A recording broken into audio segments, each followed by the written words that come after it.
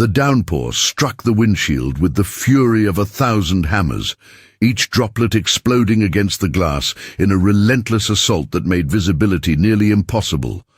Marcus Brennan hunched forward in his seat, his weathered fingers wrapped tightly around the steering wheel as he squinted through the deluge, trying to make out the blurred yellow lines that marked the edges of the Washington highway.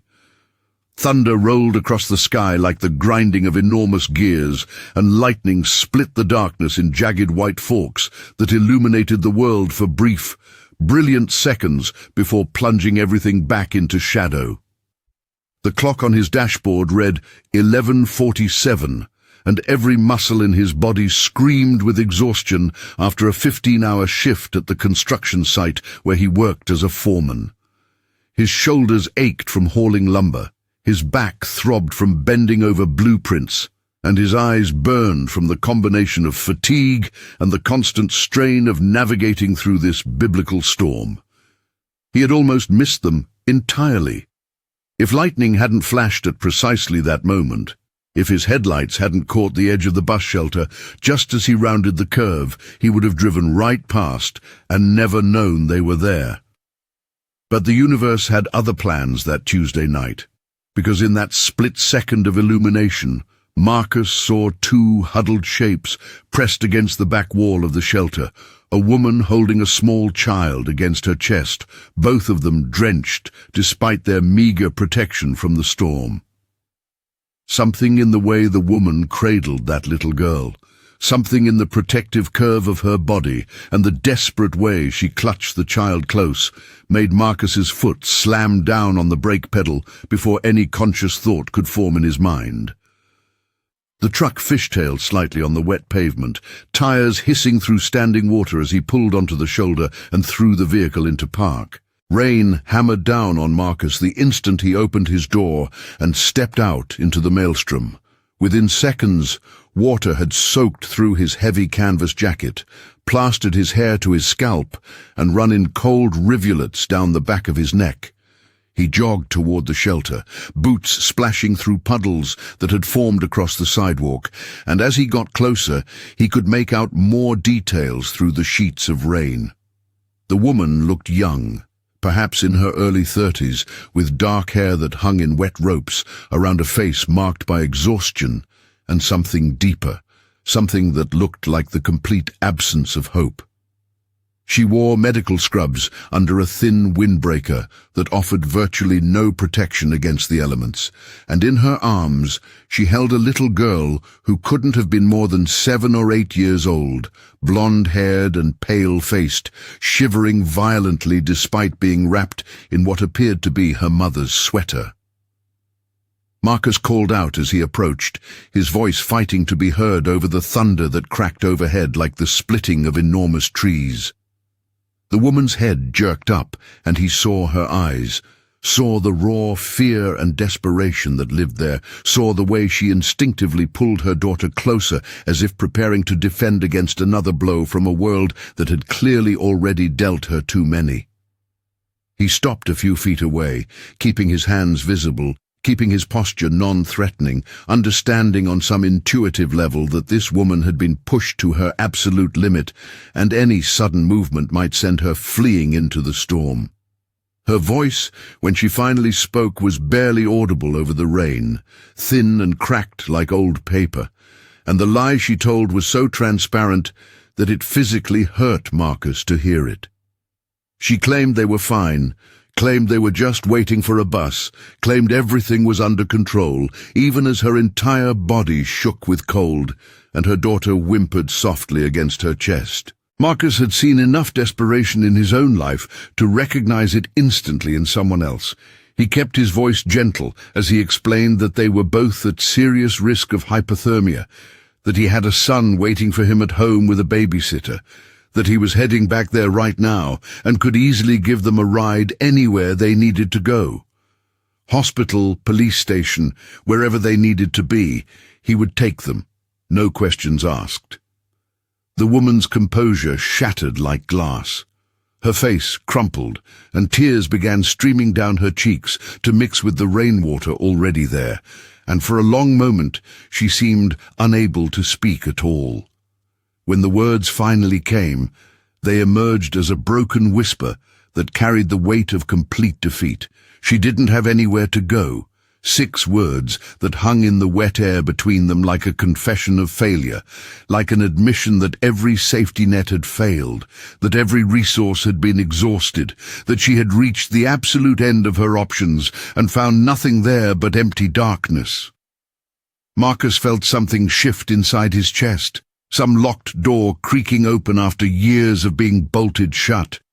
He knew that look, knew it intimately, because he had worn it himself once upon a time when his own world had collapsed around him and left him standing in the wreckage with nothing but his small son and a mountain of debt.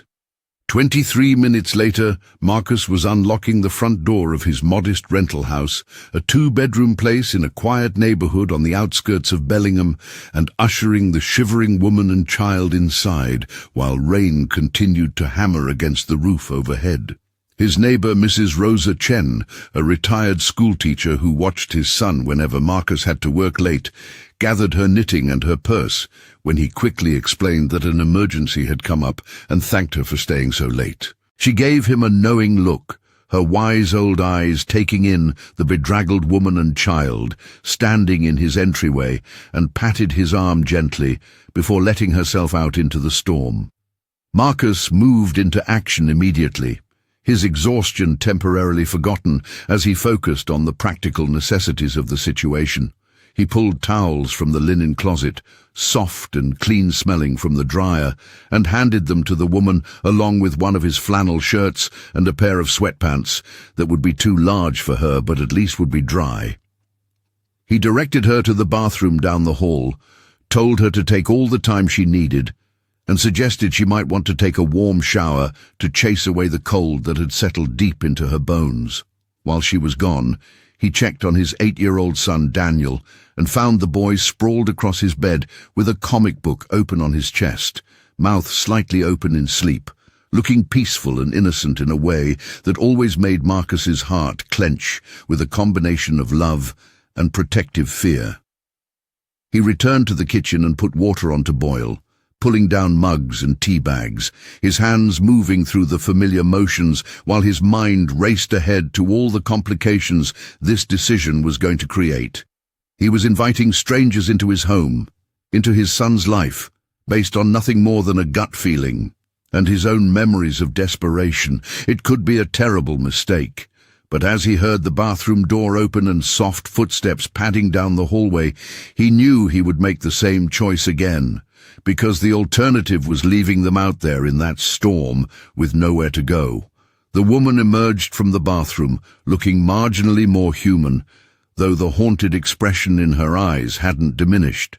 The little girl was wrapped in a large towel and wearing one of Daniel's old shirts, and her blonde hair had been combed back from her face, revealing delicate features and large blue eyes that watched Marcus with curiosity rather than fear. He gestured to the kitchen table, invited them to sit, and poured hot tea into mugs, sliding one across to the woman along with sugar and milk.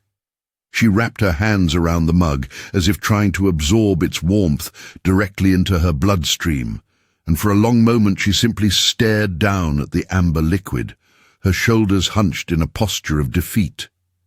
Then, slowly, haltingly, she began to talk. Her name was Eleanor Morrison, and the little girl was her daughter Lily.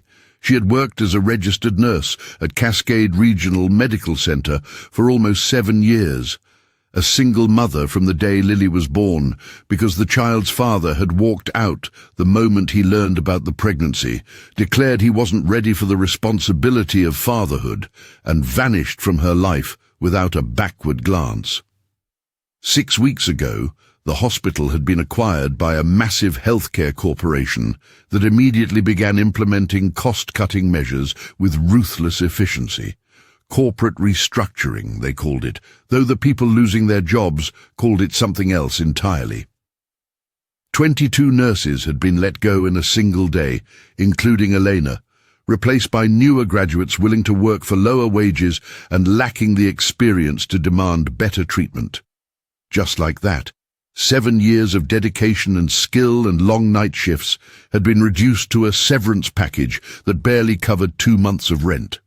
Marcus listened without interrupting, his jaw tightening as the story unfolded. Elena described the weeks of desperate job searching that followed, sending applications to every hospital and clinic within a 100-mile radius, calling in every professional favor she had accumulated, networking until her voice went hoarse from explaining her situation over and over again. But word spread quickly in the medical community, and the taint of a mass layoff followed her everywhere. Hiring managers asked pointed questions about why she'd been let go, implied that there must have been performance issues, suggested that perhaps she should consider a career change. The rejection letters piled up until she stopped opening them. Her savings, already depleted from single parenthood and the constant expenses of raising a child alone, evaporated with terrifying speed. Lily had chronic asthma, a condition that required expensive daily medication and regular monitoring, and Elena refused to compromise on her daughter's health even as the bills mounted higher.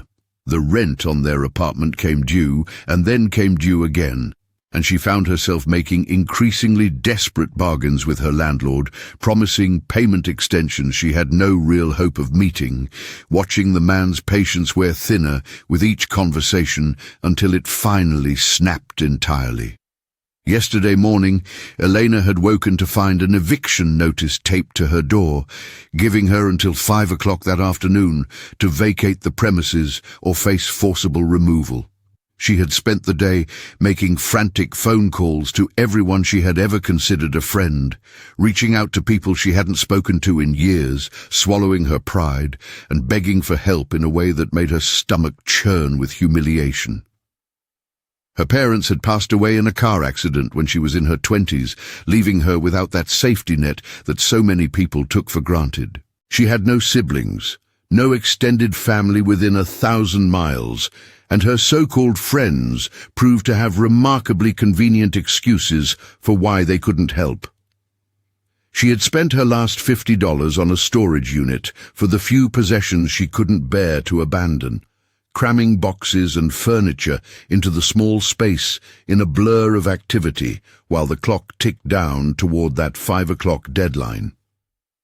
By the time the hour arrived, she was standing on the sidewalk with 2 duffel bags containing everything she had managed to carry, watching as her former landlord changed the locks on her apartment door with the grim efficiency of someone who had done this many times before. The rest of her belongings, everything she hadn't been able to fit in the storage unit or carry on her back, were simply gone, claimed by the landlord as compensation for unpaid rent or possibly thrown into a dumpster somewhere, and Elena would never know which. She had called 4 different homeless shelters, working her way through a list she had found online, her voice growing more desperate with each call as she learned that every single facility was operating at maximum capacity with waiting lists that stretched for weeks. By 7 in the evening, with darkness falling and the storm clouds gathering overhead, Elena had found herself simply sitting on a bench near a bus stop, Lily huddled against her side, with absolutely no idea what to do next. When the rain began, they had moved to the shelter, and she had wrapped her daughter in every piece of clothing she could spare, and they had waited there for hours while Elena's mind spun uselessly in circles, unable to formulate any plan beyond surviving the night. Marcus felt his throat constrict as the story reached its conclusion. He had to clear it twice before he could speak, and when the words came out they were rougher than he intended. She would stay here, he told her firmly. She and Lily would stay here, in his home, at least until she could get back on her feet and figure out her next steps. He had a spare room, currently serving as a home office with a futon that he used for reading, but it was warm and dry and comfortable enough for temporary accommodation. Elena's head snapped up, her eyes wide with something that might have been hope, but looked more like disbelief. She immediately began protesting that she couldn't possibly accept, that he didn't even know her, that she was a complete stranger and he had no reason to take such a risk on someone he had just met on the side of the road in a rainstorm. Marcus cut through her objections with quiet insistence, explaining that he knew everything he needed to know. He knew she was a mother who would rather sit in freezing rain than put her child in any kind of danger. He knew she was a skilled professional who had been crushed by corporate greed and a system that valued profit margins over human lives, and he knew exactly what it felt like to need help desperately and find none available, because he had been there himself not so long ago.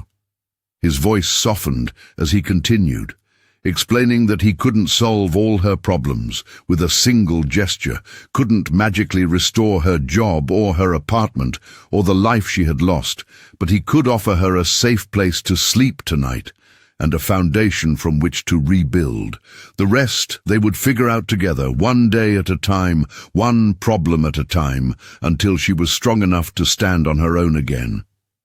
Eleanor covered her face with both hands, and her shoulders began to shake with sobs that she had clearly been holding back for weeks, all the grief and fear and exhaustion finally breaking through the wall she had built to keep functioning for her daughter's sake. Marcus slid a box of tissues across the table and then stood and moved to the other side of the kitchen, giving her the space and privacy to fall apart without an audience, understanding that sometimes the kindest thing you could do for someone was look away while they cracked open. When she finally raised her face, her eyes were swollen and red-rimmed, but searching, trying to understand the motivation behind his offer, trying to figure out what he wanted from her, because surely no one helped strangers without expecting something in return. She asked him directly why he was doing this, what he hoped to gain, and Marcus found himself pausing before answering, his gaze drifting down the darkened hallway toward his son's room. 4 years ago, he began slowly. His wife had died. Cancer, the ovarian kind that metastasized before anyone even knew it was there, that spread through her body like wildfire despite every treatment they threw at it. Stage 4 by the time the doctors identified it, and the prognosis had been measured in months rather than years. Elena's hand moved instinctively across the table in a gesture of sympathy, and Marcus continued with the story he rarely told anyone, the story of those 18 months of desperate fighting against an enemy they could never defeat. They had tried everything the medical establishment could offer. Chemotherapy that left his wife so sick she could barely lift her head. Radiation that burned her skin and made her cry in pain. Experimental treatments that required them to travel to specialized clinics in other states, staying in cheap motels and maxing out credit cards for procedures that insurance refused to cover. They had sold their nice furniture and bought second-hand replacements. They had drained their savings account to zero. They had taken out loans against their house, borrowed money from family members, started a crowdfunding campaign that raised a fraction of what they needed. Nothing had been enough, and she had died anyway, leaving Marcus with a 4-year-old son, who barely understood why Mommy had gone away and wasn't coming back. The medical debt had been crushing, a mountain so high Marcus couldn't see the top of it.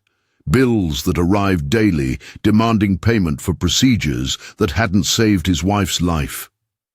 It had taken him 2 years of aggressive payment plans and careful budgeting and sacrifice after sacrifice to finally crawl out from under that burden. He had lost their house in the process, unable to maintain the mortgage payments while also servicing the debt, and most of their possessions had been sold off piece by piece to generate cash. He had moved into this rental with just the bare necessities and his son's favorite toys, starting over from nearly nothing. The hardest part, Marcus explained, his voice going rough with remembered pain, hadn't been the financial struggle. It had been the emotional shutdown that followed. For 2 years after his wife's death, he had simply existed rather than lived, going through the motions of parenthood and work and basic survival without really engaging with any of it. Wake up at dawn, get Daniel fed and dressed, drop him at daycare, work a construction job for 10 or 12 or 14 hours, pick Daniel up, feed him dinner, put him to bed, collapse into exhausted sleep. Repeat. Day after day after day, each one exactly like the last, a grey, monotonous march through time that felt like walking through heavy fog with no destination in sight. He had shut himself away from everyone who cared about him. Friends had stopped calling after their invitations were declined too many times. His family back in Colorado had offered to take Daniel for a while, give Marcus some space to grieve and heal, but he had refused with something close to violence, because Daniel was all he had left of his wife, the only good thing remaining in his shattered world, and he would rather die than be separated from his son even temporarily. But his grief had made him a ghost, present in body but absent in spirit, unable to give Daniel the love and attention and emotional support that a child desperately needed. Elena asked what had changed, what had finally broken through that fog, and Marcus's laugh was hollow and devoid of humor. Nothing had changed, he admitted. Not really. He was still going through many of those same motions today, still struggling to figure out how to be enough for Daniel when he felt half empty himself.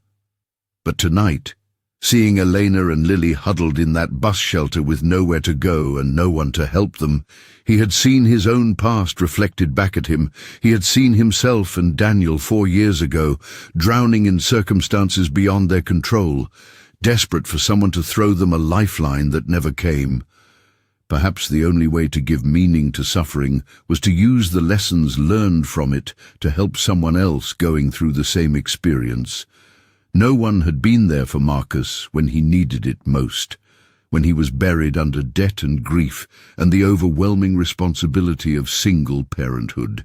Maybe he could be that person for Elena, could offer the support and stability that he wished someone had offered him, could break the cycle of people turning away from those in need because it was inconvenient or uncomfortable. Fresh tears spilled down Elena's face, but her expression had transformed. The desperation and fear had been replaced by something else, something that looked like gratitude mixed with disbelief, and she was smiling despite the tears. She thanked him, her voice breaking on the words, thanked him over and over until Marcus had to gently tell her it was enough, that thanks weren't necessary, that they were going to get through this together. Morning light crept through the windows with the pale grey quality of the day after a storm, the world outside scrubbed clean and glistening with moisture. Marcus woke to the sound of an excited voice cutting through his exhaustion. Daniel's voice pitched high with surprise and curiosity as he called from the living room. Marcus stumbled out of his bedroom, his body protesting the abbreviated sleep, and found his son standing in the doorway to the spare room, staring wide-eyed at the small blonde girl who was still curled up on the futon, deeply asleep under the blankets Marcus had provided the night before.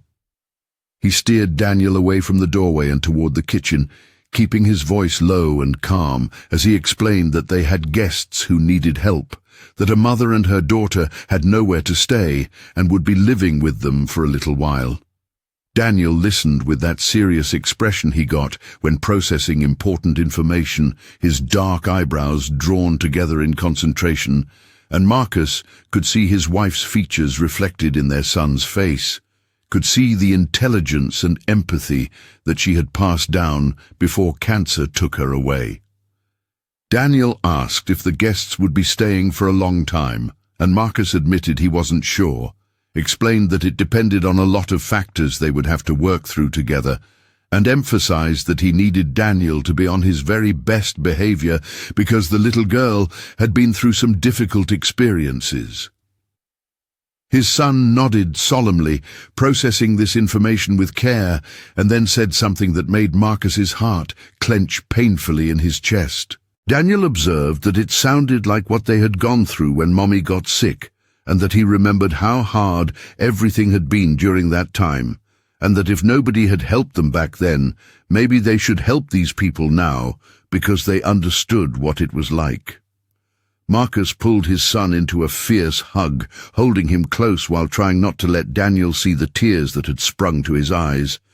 The wisdom in those simple words, the empathy and understanding from an 8-year-old child, nearly broke something open inside Marcus that he had been keeping carefully sealed.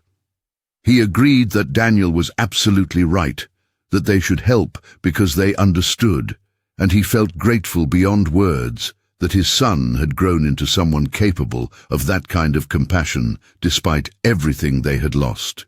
Elena appeared in the kitchen doorway a few minutes later with Lily balanced on her hip, both of them looking more rested than they had the night before, but still carrying the exhaustion of people who had been running on empty for too long. She immediately began apologizing for imposing, for disrupting their morning routine, for being an inconvenience, and Marcus cut her off by gesturing to the kitchen table and offering to make pancakes, which were the only thing he knew how to cook with any real competence, and even that was debatable. Over breakfast, the two children observed each other with the cautious curiosity of young animals meeting for the first time. Lily gradually emerged from her shell as the food and warmth worked their magic, transforming from a silent, wide-eyed waif into a remarkably talkative child, who chatted about her lost stuffed rabbit named Mr. Whiskers and how he had been her favorite toy in the whole world. Daniel listened attentively and then declared with the confidence of someone who had learned practical skills from necessity that he could probably make her a new stuffed animal, because his dad had taught him how to sew buttons back on clothes after his mom passed away, and while a rabbit was more complicated than a button, he thought they could figure it out together. The look Elena gave Marcus over the children's heads conveyed gratitude so profound that words would have diminished it, and Marcus felt something shift in his chest, some small crack appearing in the wall he had built around his heart. Days accumulated into weeks with surprising speed, and a routine established itself almost organically, the four of them finding a rhythm that worked despite its complete lack of planning. Marcus woke before dawn each morning, as he had for years, and left for construction sites while the house still slept. Elena took over the morning routine, getting both children fed and dressed, packing lunches and brushing hair, and handling the 1,000 small tasks that mornings with children required. She walked them to Riverside Elementary School, a 15-minute trek through the neighborhood that Daniel had been making alone until Elena insisted she accompany them. Appalled that an 8-year-old had been navigating city sidewalks unsupervised. Daniel had immediately insisted that Lily should attend his school rather than being enrolled somewhere unfamiliar, and Marcus had spent an entire day navigating bureaucratic paperwork and making phone calls until he managed to arrange temporary enrollment with the help of a sympathetic principal who understood the situation. Lily started classes the following Monday, assigned to the first-grade classroom where she quickly attached herself to Daniel's protection like a barnacle to a ship, following him around the playground and waiting by his classroom door during recess so they could spend the breaks together. Elena used the quiet hours while the children were at school to rebuild her professional life from the ground up. She made phone calls from Marcus's living room, sending out application after application with renewed determination now that she had stable housing and wasn't making calls from a bench in the rain. She researched every medical facility within commuting distance, networked with former colleagues who might know about openings, and slowly began to hear back with interview requests that gradually transformed into callbacks, and then actual offers. Marcus came home each evening to find dinner cooking on the stove, and the house filled with something it hadn't contained in 4 years.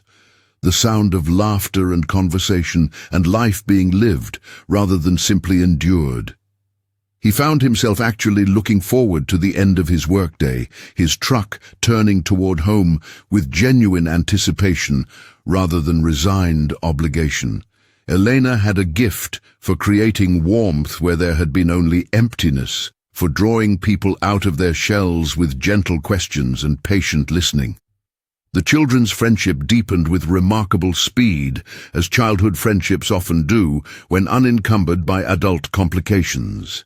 Lily brought chaos and enthusiasm that balanced Daniel's more serious nature, while Daniel provided stability and protection that allowed Lily to feel safe enough to simply be a child again.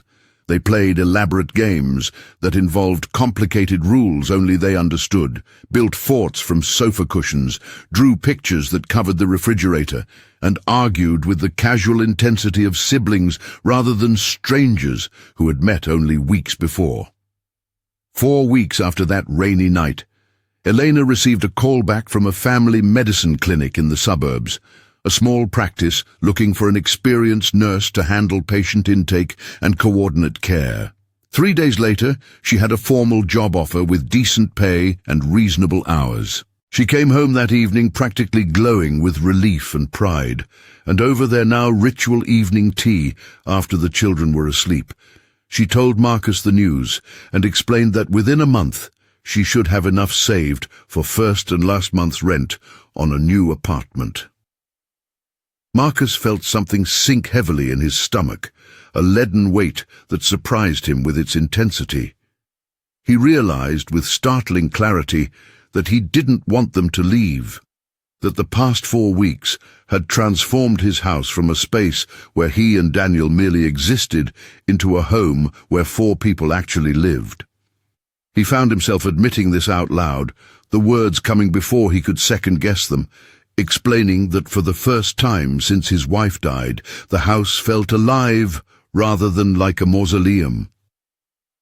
Elena studied him carefully across the table, her dark eyes searching his face for something, and then she suggested quietly that maybe they didn't have to leave, that maybe they could stay if that was what everyone wanted, that she would pay rent, of course, and contribute to household expenses, and they would figure out the logistics as they went along. Marcus agreed immediately, perhaps too eagerly, but he couldn't bring himself to care about appearing desperate or too eager, because the alternative was watching them walk out the door and returning to the grey silence that had been his life for so long. Something was shifting between them, some current flowing beneath the surface of their practical arrangements and shared responsibilities, but neither was ready to acknowledge it directly. They were both too damaged, too cautious, too aware of how much they had to lose if they misread the situation. Months accumulated with the steady inevitability of seasons changing.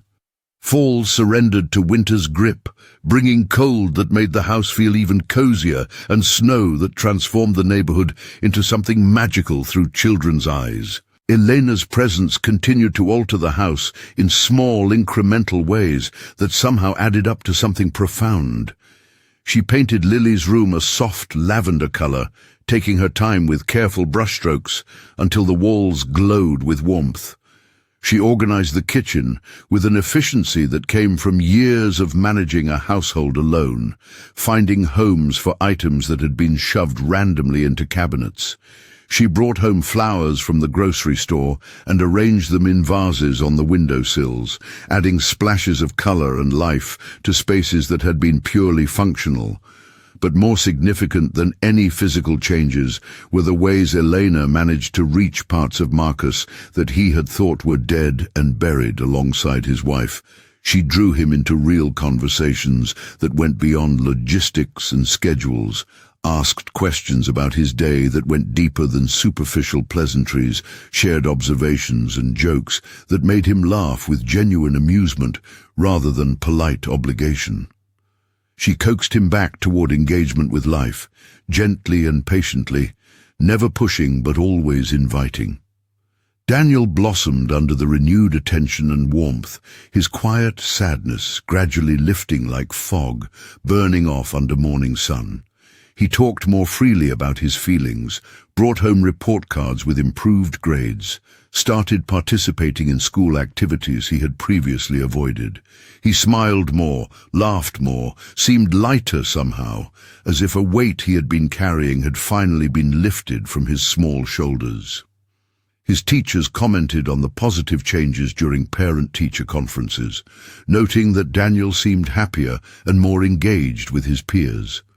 Lily transformed from a frightened, clingy child into a confident force of nature who bossed Daniel around with the casual authority of someone who had finally found her footing in the world. She sang while doing homework, danced around the living room to imaginary music, told elaborate stories about the adventures she and Daniel would have when they grew up. She no longer flinched at loud noises or clung desperately to her mother when meeting new people, the hypervigilance gradually fading as she learned that this place was safe, that these people wouldn't abandon her, that she could relax her guard.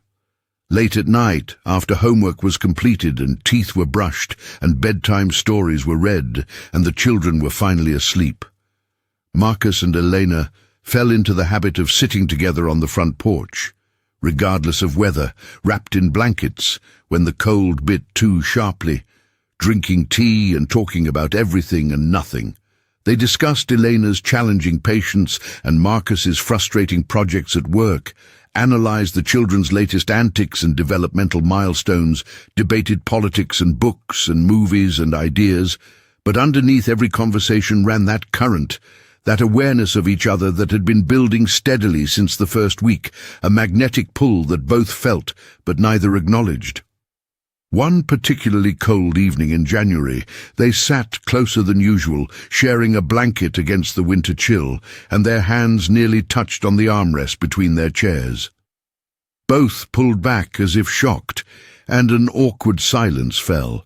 Elena broke it by suggesting vaguely that they should probably maintain certain boundaries, and Marcus agreed quickly, both of them citing the children as the reason for caution. Neither said what they were actually thinking, which was that the attraction between them had grown too strong to ignore, and that pretending otherwise was becoming increasingly difficult. The tension simmered beneath the surface for weeks after that near touch, coloring every interaction with a charge that made simple moments feel weighted with significance. Passing in the narrow hallway required them to turn sideways to avoid contact.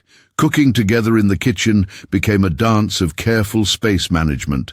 Sitting on the same couch to watch movies with the children meant maintaining a precise distance that felt both necessary and agonizing. February brought a health scare that forced everything into sharp focus. Elena developed a severe respiratory infection that progressed rapidly from a persistent cough to a high fever and difficulty breathing. Marcus came home from work on a Thursday to find her in bed, flushed and shaking, and immediately called their doctor, who advised bringing her to urgent care. He arranged for Mrs. Chen to watch the children and drove Elena to the clinic, where she was diagnosed with pneumonia and prescribed a course of strong antibiotics with strict orders to rest completely for at least a week. Marcus took 3 days off work, burning through personal leave he had been saving, to care for Elena while she was at her most vulnerable. He brought her soup and medicine on a precise schedule, changed her sweat-soaked sheets, monitored her temperature obsessively, and tried not to let her see how terrified he was. The fear of losing someone else he cared about came roaring back with the force of a freight train, all the trauma from his wife's illness suddenly raw and present again, as if no time had passed at all.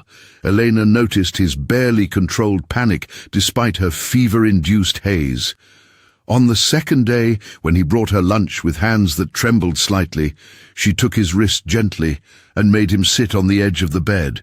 She reminded him firmly that this was pneumonia, not cancer, that she was responding well to the antibiotics, that she wasn't going anywhere. Marcus tried to maintain his composure, but his voice betrayed him when he admitted he couldn't go through that again. Couldn't watch someone he cared about slip away despite every effort to save them. Elena's eyes filled with tears, but her voice remained steady as she explained that he couldn't protect himself from loss by shutting down emotionally every time someone got sick.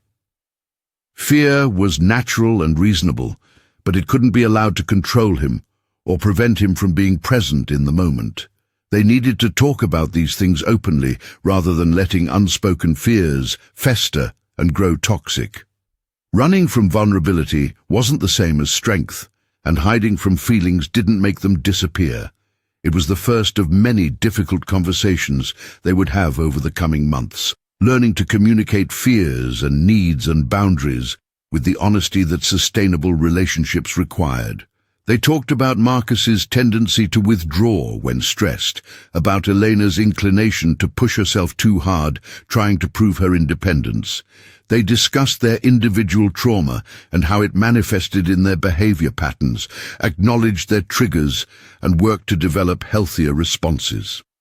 The conversations were often painful, forcing them both to examine aspects of themselves they would have preferred to leave unexplored.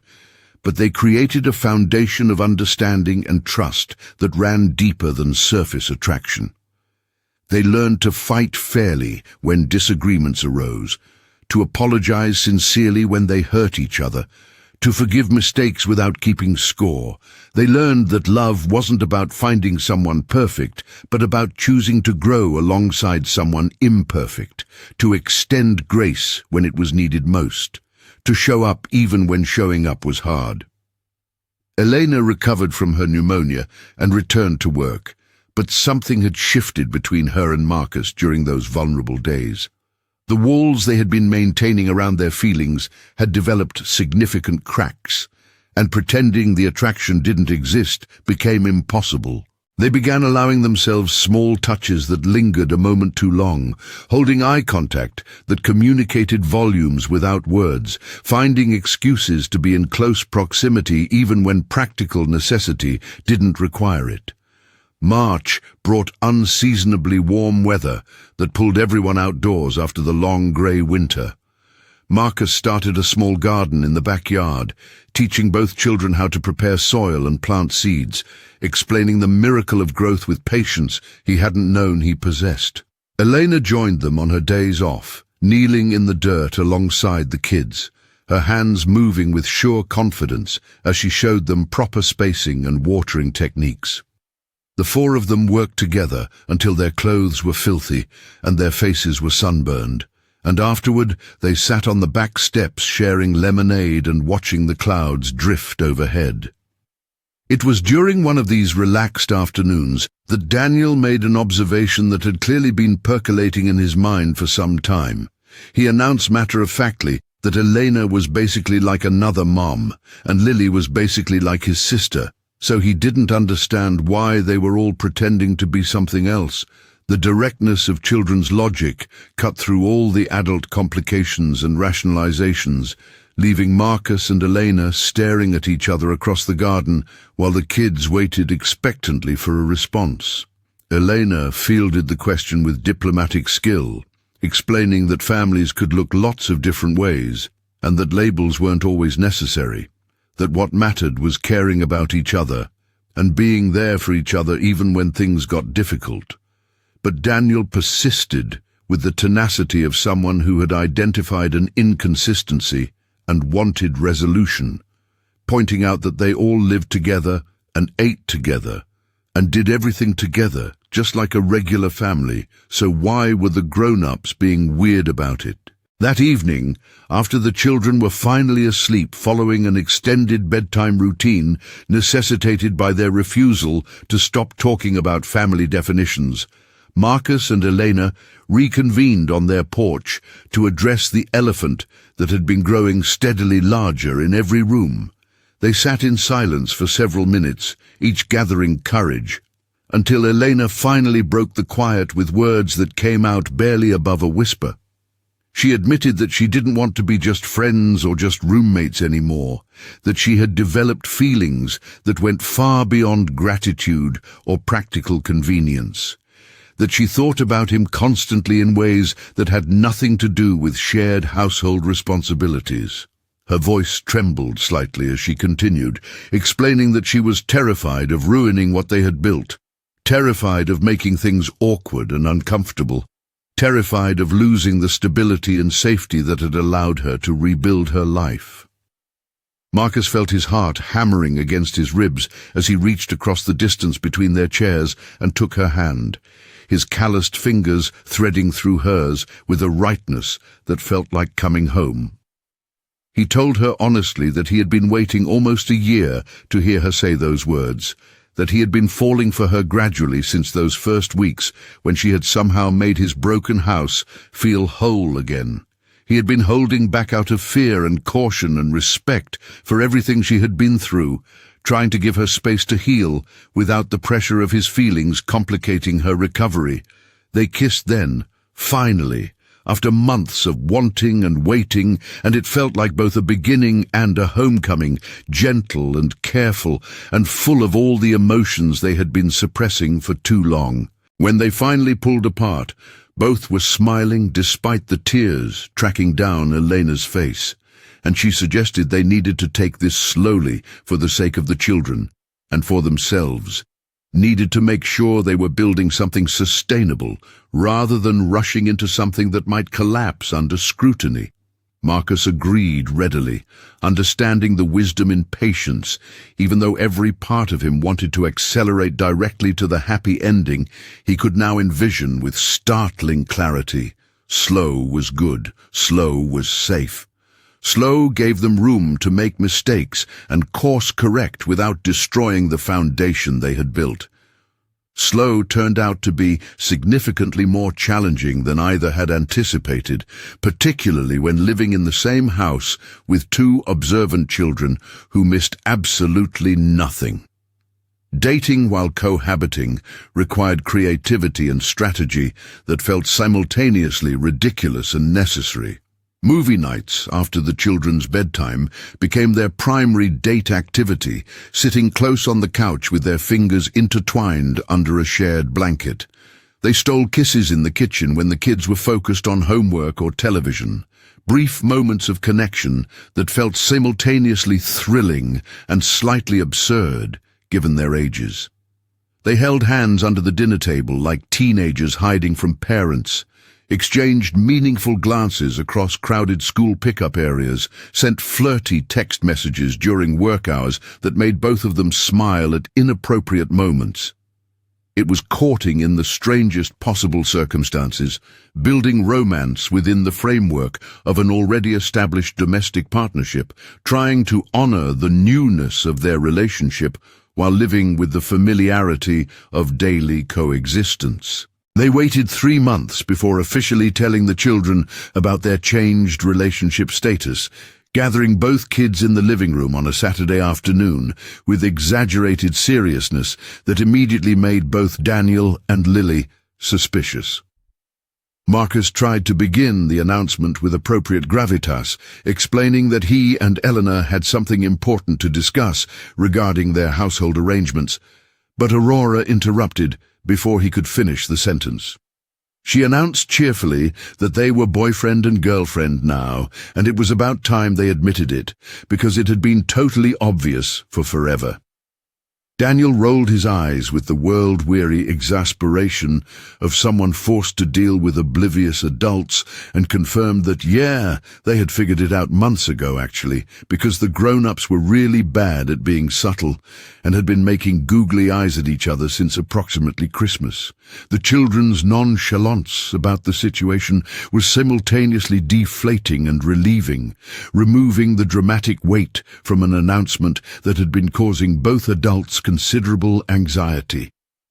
They moved past the revelation with barely a pause, far more interested in discussing what was for dinner and whether they could have dessert before finishing their vegetables. The world continued spinning without catastrophe, and Marcus and Elena exchanged relieved glances over the children's heads, acknowledging silently that perhaps they had been overthinking the situation from the beginning. The first year of official dating brought challenges neither had fully anticipated, growing pains inherent to blending two people's trauma responses and coping mechanisms into something functional. Elena developed a nasty bout of flu in November that landed her in bed for nearly a week, and Marcus's immediate response was to emotionally shut down, retreating into clinical caretaker mode, while his mind spiraled through worst-case scenarios, fueled by memories of his wife's final illness. He brought Elena medicine and food and changed her sheets, but he did so with mechanical efficiency rather than warmth, his face closed and his voice flat. Elena noticed his withdrawal immediately, despite her fever-induced fog. When he delivered soup on the third day, with hands that shook just slightly, she made him sit on the edge of the bed and addressed the situation directly. She pointed out gently but firmly that he had shut down emotionally the moment she got sick, that he was going through the motions of care without actually being present, that his fear was turning him into someone who performed support rather than offering genuine connection. Marcus tried to maintain his composure, but his defenses crumbled under her steady gaze, and he admitted in a voice rough with unshed tears that he was terrified, that seeing her sick brought back every moment of helpless horror from watching his wife waste away, that he didn't know how to separate reasonable concern from trauma-fueled panic. Elena took his hand and held it firmly, while explaining that she understood the fear, but couldn't allow it to drive a wedge between them, that they needed to talk through these triggers rather than letting them fester into patterns that would eventually poison their relationship. They talked for hours that day, Marcus sitting on the edge of the bed while Elena intermittently dozed off from medication, working through layers of grief and fear that he had never properly processed. Elena shared her own struggles with vulnerability, admitting that asking for help still felt like weakness, that part of her was constantly braced for abandonment and rejection, even though Marcus had proven his commitment repeatedly. They acknowledged that healing wasn't linear, that they would both have setbacks and bad days and moments when old trauma resurfaced despite their best efforts. It was the first of many such conversations, learning to communicate honestly about the messy, complicated reality of building a relationship when both people carried significant baggage from their pasts. They developed a shared vocabulary for discussing their triggers and needs, practiced using "I feel" statements instead of accusations, learned to take breaks during arguments before saying things they couldn't take back. They discovered that fighting fairly was a skill that required constant practice and conscious effort, that apologizing sincerely meant acknowledging hurt without defensiveness or excuse-making, that forgiveness meant actually letting go of resentment rather than stockpiling ammunition for future conflicts. Elena had her own struggles with independence and self-sufficiency that surfaced in ways both obvious and subtle. When unexpected expenses arose in early spring, a car repair that cost significantly more than budgeted, she immediately picked up extra shifts at the clinic, working exhausting 10-hour days, 6 days a week, until Marcus confronted her about the unsustainability of her schedule. She insisted somewhat defensively that she needed to pay her fair share, that she couldn't be the woman who needed constant rescuing, that maintaining her independence was crucial to her sense of self-worth. Marcus pointed out carefully that they were supposed to be partners, which meant carrying burdens together rather than insisting on perfect equality in every transaction, that her determination to prove self-sufficiency was actually pushing him away rather than maintaining healthy boundaries. He reminded her that accepting help wasn't the same as being dependent, that interdependence was the foundation of functional relationships, that she didn't need to prove anything to him because he already knew her strength and capabilities. They compromised eventually, Elena cutting back her hours to something more reasonable, while Marcus covered the immediate expenses with the understanding that finances would balance out over time. It wasn't about keeping score or maintaining rigid 50-50 splits. It was about both people contributing what they could when they could and trusting that things would even out across the long arc of partnership. The learning curve was steep and sometimes painful, but they both showed up consistently even when showing up was hard, even when their own issues made it difficult to extend grace and patience. They learned slowly, stumbling frequently, but always choosing to move forward together rather than retreating into protective isolation. The second year of their relationship felt different from the first, smoother somehow. as if the sharp edges of their individual trauma had been worn down by patience and time and countless hours of difficult conversation. They had learned each other's patterns and triggers, developed strategies for de-escalation, built a foundation of trust strong enough to weather the inevitable storms. The relationship required less conscious effort and allowed more natural flow, moments of joy and connection emerging organically rather than being carefully constructed. They celebrated holidays with enthusiasm and creativity that hadn't existed in either household for years. Halloween involved elaborate homemade costumes and ambitious decorating that turned their modest rental into the most popular house in the neighborhood. Thanksgiving dinner expanded to include Mrs. Chen and several of Elena's colleagues from the clinic and one of Marcus's co-workers who had nowhere else to go, the house filled with laughter and the rich smells of food and the warmth of chosen family. Christmas morning brought too many presents and not enough coffee, and children high on sugar and excitement running in circles around the living room.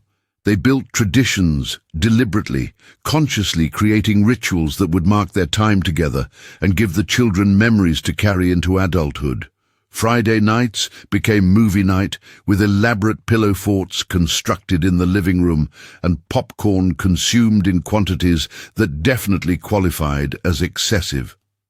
Sunday mornings meant pancakes made by Marcus, increasingly elaborate varieties, as he expanded his extremely limited cooking repertoire beyond the basic buttermilk version. Wednesday evenings were designated for family walks around the neighborhood regardless of weather, bundling into coats and scarves during winter, chasing fireflies during summer, observing the seasonal changes to trees and gardens. Daniel had grown into a thoughtful 10-year-old who took his role as Lily's protector with endearing seriousness, walking her to class each morning and checking on her at recess and sitting with her at lunch even when his friends invited him to other tables. He had accepted Elena into his life with the same generous spirit his mother had possessed, offering affection without reservation and treating Lily as the sister he had always wanted but never expected to have. His grades continued to improve, his social circle expanded, and the shadows that had haunted his eyes since his mother's death gradually faded into something resembling normal childhood happiness. Lily had blossomed into a confident 9-year-old who possessed opinions about everything and expressed them with fearless enthusiasm, a stark contrast to the terrified silent child who had huddled in that bus shelter 2 years earlier. She had wrapped Marcus around her little finger with surgical precision, having figured out early that her big, sad eyes could extract permissions that rational argument never would. She bossed Daniel around with imperious confidence while simultaneously depending on him utterly, their sibling dynamic feeling authentic rather than manufactured. One evening in late summer, as Marcus and Elena cleaned up dinner, while the children played an elaborate game involving cardboard boxes and complicated rules in the backyard, Lily wandered inside and asked with the casual directness of childhood when the grown-ups were going to get married for real. Elena nearly dropped the plate she was washing, and Marcus froze with his hand on the refrigerator door, both of them utterly unprepared for the question despite its obvious inevitability.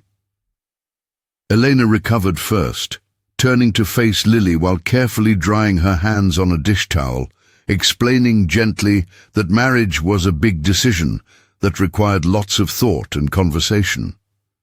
Lily tilted her head with an expression that suggested she found this answer inadequate, pointing out with simple logic that they already loved each other and were already a family and did everything together, so she didn't understand what additional thinking was necessary. That night, long after both children had finally surrendered to sleep, following an extended bedtime ritual, Marcus and Eleanor sat on their porch in the comfortable silence that came from years of shared space and experience. The question Lily had asked hung between them, impossible to ignore, and finally Marcus broke the quiet by addressing it directly. He asked if Elena thought they were ready for that step, for the legal and symbolic commitment that marriage represented, and Elena was silent for a long moment before responding. She admitted that she thought she'd been ready for quite some time, perhaps longer than she had consciously acknowledged, that somewhere along the way, this temporary arrangement had transformed into something she wanted to be permanent. But she qualified immediately that readiness had to be mutual, that she needed to know Marcus was equally certain before they moved forward, that she couldn't handle being the person who wanted more than her partner was prepared to give. Marcus turned to look at her fully, seeing the vulnerability in her eyes despite her careful tone, understanding that this question carried weight beyond its surface simplicity.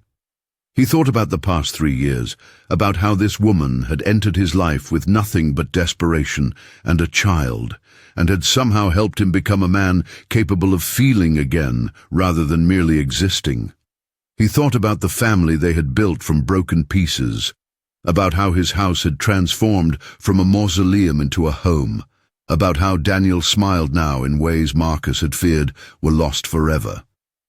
He told her honestly that he had never been more certain of anything in his life, that she and Lily had given him reasons to live rather than simply survive, that building a future together felt less like a decision and more like acknowledging what had already become true. The relief on Elena's face transformed into joy, and she kissed him with happiness that tasted like promises and hope.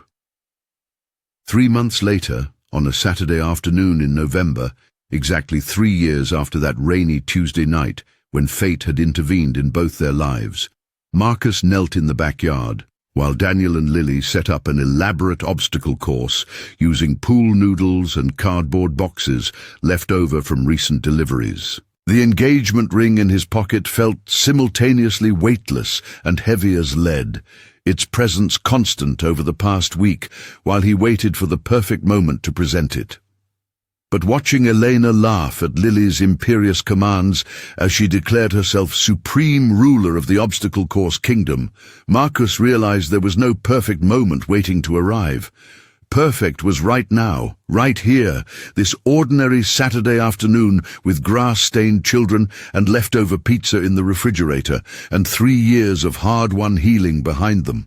Perfect was choosing each other daily through the mundane struggles and small victories that constituted actual life rather than romantic fantasy. He called both children over, his voice carrying across the yard, and they ran up breathless and curious, sensing something significant in his tone. Marcus knelt so he was eye-level with them, looking at all 3 people who had become his entire world. His son, who had learned to smile again after years of grief, this little girl who had brought chaos and joy into their carefully ordered existence, and the woman who had saved him by allowing him to save her. He told them they made a pretty good team, the 4 of them together, and both children agreed enthusiastically with this assessment. Then Marcus pulled out the ring, heard Elena's sharp intake of breath, saw her hand fly to her mouth as understanding crashed over her. He asked if they wanted to make everything official, to become a real family in every sense of the word. And then he looked directly at Eleanor with eyes that held years of gratitude and healing and love, and asked if she would marry him. Elena's tears started immediately, streaming down her face while her smile grew impossibly wide, and she said yes, first in a whisper and then louder, her voice breaking with emotion and joy and relief. Daniel whooped and tackled Marcus in a hug that nearly knocked him over, and Lily jumped up and down with excitement. She didn't entirely understand, but felt compelled to express anyway. Eleanor joined the pile, kneeling on the grass and wrapping her arms around all 3 of them, and they stayed that way for a long moment, a tangle of limbs and laughter and love. The wedding planning consumed the next 6 months with varying degrees of intensity and stress. They debated venues and guest lists, argued about budgets and priorities, changed their minds repeatedly about details that seemed crucial one day and irrelevant the next. Elena wanted something intimate and meaningful, resistant to the elaborate production that so many weddings became. Marcus agreed readily, more focused on the marriage than the wedding, understanding that what mattered was the commitment they were making to each other rather than the party that celebrated it. They settled eventually on an outdoor ceremony in early May, taking advantage of the Pacific Northwest's brief window between constant rain and oppressive summer heat. The guest list remained small by design, perhaps 40 people total, consisting primarily of close friends from work and school, along with neighbors who had watched their family coalesce over the past 3 years. Mrs. Chen received a place of honor in the front row, the grandmother figure who had witnessed every step of their journey from desperate strangers to committed partners. The ceremony took place in a public garden that Marcus and Elena had discovered during one of their Wednesday evening walks, a hidden gem tucked away from the main roads, where roses climbed trellises and stone paths wound between flowering beds. The weather cooperated beautifully, delivering a day of perfect sunshine and gentle breeze that felt like nature's blessing on their union. White chairs were arranged in neat rows, facing an arch decorated with flowers, simple and elegant, and exactly right. Lily walked down the aisle first, in her role as flower girl, taking her responsibility with solemn seriousness that made several guests smile, scattering rose petals with careful precision. Daniel followed as ring-bearer, grinning broadly at his father as he carried the small pillow bearing both wedding bands. Then Elena appeared at the end of the aisle, and Marcus forgot how to breathe. She was beautiful in a simple dress that flowed around her without excessive ornamentation, her dark hair swept up to reveal her face, her smile radiant with happiness that transformed her entirely. But more than beautiful, she was whole, healed, strong, everything she had fought so hard to become over the past 3 years. Marcus felt his throat tighten with emotion as she walked toward him, her eyes locked on his, both of them acknowledging silently the journey that had brought them to this moment. The ceremony itself was brief, neither of them wanting elaborate rituals when simple honesty would suffice. When it came time for vows, Marcus's voice was thick with emotion, but steady as he spoke words he had spent weeks refining. He told Elena that she had taught him the difference between broken and beyond repair, that she had shown him it was possible to live rather than merely exist, that she had given his son back his laughter and given him back his heart. He promised to choose her every single day, regardless of circumstances, in the good times that came easily and the hard times that tested their commitment, because she was worth choosing, worth everything. Elena was crying openly now, tears tracking down her face and probably ruining her makeup, though she clearly didn't care. Her voice wavered but remained clear as she delivered her own vows, explaining that Marcus had shown her that home wasn't a physical location, but rather the people who chose to love you when you had nothing left to offer. He had taught her that accepting help wasn't weakness, and that letting someone past your defenses didn't mean losing yourself. She promised to be his partner and equal and home for all the days they had remaining, through whatever challenges life decided to throw their way. The officiant barely finished pronouncing them husband and wife before they were kissing, sealing their commitment with a connection that had been years in the making, and their guests erupted into cheers and applause that rang through the garden. Daniel and Lily rushed forward to join the embrace, and the 4 of them stood together for a long moment, while a photographer captured images that would fill albums for decades to come. The reception was held in a nearby community center, nothing fancy but warm and welcoming, decorated with string lights and mason jars filled with wildflowers. They ate simple food, danced to music that ranged from elegant to ridiculous, gave short speeches that made people laugh and cry in equal measure. Mrs. Chen toasted them with sparkling cider, her voice breaking slightly as she talked about watching this family form from pieces that shouldn't have fit together, but somehow created something beautiful. That evening, After the celebration had ended, and the children had finally crashed from excitement and sugar overload, both of them piled into Daniel's room because they were too wired to sleep separately. Marcus and Elena sat on their porch one final time, as an engaged couple, now husband and wife, the wedding rings on their fingers catching moonlight. The comfortable silence stretched between them, years of practice making words unnecessary, but eventually Elena broke the quiet with a question.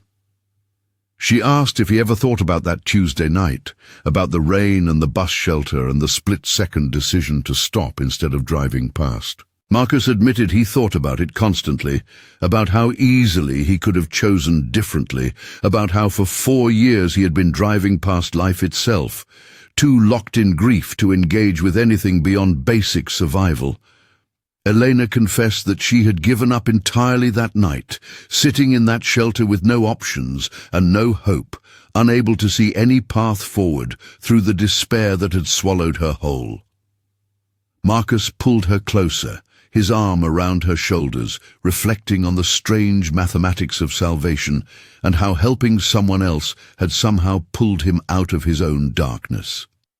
Eleanor had given him back the capacity to hope, had shown him that healing was possible even when wounds ran deep, had demonstrated through her own recovery that people could be broken without being destroyed. She and Lily had transformed his house from a tomb where he and Daniel haunted their own lives into a home where 4 people actually lived and laughed and built memories together. Eleanor pointed out gently that he had done the same for her, that his decision to stop had given her back her future when she had been certain none existed. He had offered safety and stability and patience during her most vulnerable moments, had never pressured or demanded or made her feel like a charity case, despite the massive imbalance in their initial circumstances. He had seen her at her absolute lowest and hadn't turned away, hadn't judged, hadn't tried to fix her, but had simply provided a foundation from which she could rebuild herself. They sat together in silence for a while, reflecting on the strange path that had brought them here, on how the worst nights of their lives had somehow contained the seeds of everything good that followed. Through the window they could hear Daniel's voice drifting from his room, where both children had finally settled, telling Lily some elaborate story about knights and dragons and happy endings, his imagination running wild in the way of secure children who believed good things were possible. Marcus observed quietly that they had saved each other, not in some dramatic single moment, but through years of daily choices to show up, to try, to extend grace and patience and love, even when it was hard. Elena agreed, resting her head against his shoulder, adding that sometimes the most profound rescues happened gradually, one small act of kindness building on another, until suddenly you looked up and realized you were whole again. 3.5 years after that rainy Tuesday night, when Marcus Brennan stopped for a desperate stranger, 4 broken pieces had been transformed into one complete family. Their story wasn't about perfect timing or fate or destiny in any cosmic sense. It was about the grace that emerged when people were brave enough to be vulnerable, about the healing that happened when survivors chose to help others going through similar struggles, about how family could be built from choice and commitment rather than blood ties. It was about second chances and patient rebuilding and the courage required to open yourself to love again after loss had taught you how much loving could hurt. Marcus thought about that younger version of himself, the man who had been stumbling through existence in a fog of grief and exhaustion, unable to imagine a future that contained anything beyond survival. He wished he could tell that earlier Marcus, that things would get better, that hope would return, that his son would smile again, and that he would find someone to share the burden of life with, rather than carrying everything alone. But perhaps that message wouldn't have meant anything without the years of struggle required to earn it, without the painful process of healing that couldn't be rushed or skipped or summarized into easy wisdom. The truth was that helping Eleanor and Lily hadn't magically fixed Marcus's grief or erased his trauma. He still had hard days when memories of his wife hit like unexpected waves, when the weight of single parenthood felt crushing, when fear of future loss threatened to paralyze him entirely. But having Elena beside him meant he didn't have to face those moments in isolation, didn't have to pretend everything was fine when it wasn't, could actually ask for help when he needed it, rather than white-knuckling his way through every crisis alone. Similarly, Elena still struggled with her own demons, despite the stability their marriage provided. She still had moments when she panicked about money, when she worked too hard trying to prove her worth, when old insecurities about dependence and vulnerability resurfaced. But having Marcus as a partner meant she could voice those fears rather than letting them fester, could accept support without feeling diminished, could trust that someone would catch her if she stumbled. Marriage didn't solve everything, didn't erase the difficult pasts they both carried, didn't guarantee future happiness through some mystical power. What it did was formalize a commitment they had already been living, a promise to face whatever came next together rather than alone, to choose each other repeatedly through all the ordinary and extraordinary moments that constituted a life. It meant building something intentional and sturdy enough to weather storms, creating a safe harbor where all four of them could shelter when the world felt harsh and overwhelming. As spring shifted towards summer and their first months as a married couple accumulated into a comfortable rhythm, both Marcus and Elena found themselves reflecting on how profoundly their lives had changed since that chance encounter in the rain. Neither had been looking for love or family when they collided that Tuesday night. Marcus had been locked in grief, going through motions, convinced his capacity for genuine connection had died alongside his wife. Elena had been at rock bottom, homeless and desperate, focused entirely on survival rather than any kind of future beyond the immediate crisis. But sometimes the best things emerge from the worst circumstances. Sometimes hope appeared in the most unlikely forms. Sometimes help came from unexpected directions. Marcus had thought he was rescuing Elena that night, had framed his decision in terms of being the helper rather than acknowledging his own desperate need for connection and purpose. The truth was that she had saved him just as much as he had saved her, that their healing had been mutual and intertwined from the beginning, that neither could have recovered alone the way they managed together. The children continued to grow and change with the rapid evolution of childhood, both of them thriving in ways that seemed miraculous given where they had started. Daniel had grown into a thoughtful, empathetic pre-teen who possessed wisdom beyond his years, shaped by early loss but not destroyed by it, capable of deep feelings and genuine compassion. Lily had become a confident, outgoing child who brought energy and enthusiasm to everything she touched. The terrified, silent girl from the bus shelter completely transformed into someone who believed fundamentally in her own right to take up space and be heard. They fought like siblings, argued over toys and television, and whose turn it was to set the table, tested boundaries and pushed limits in all the normal ways that children did when they felt secure enough to misbehave. But underneath the ordinary conflicts ran a bond forged through shared experience, a mutual understanding that they had both survived difficult circumstances and come out stronger, that their family had been chosen rather than assumed and was therefore something precious to be protected. Marcus often found himself watching the four of them during mundane moments, during dinner conversations, or weekend errands, or lazy Sunday mornings, and feeling overwhelmed by gratitude so intense it bordered on painful.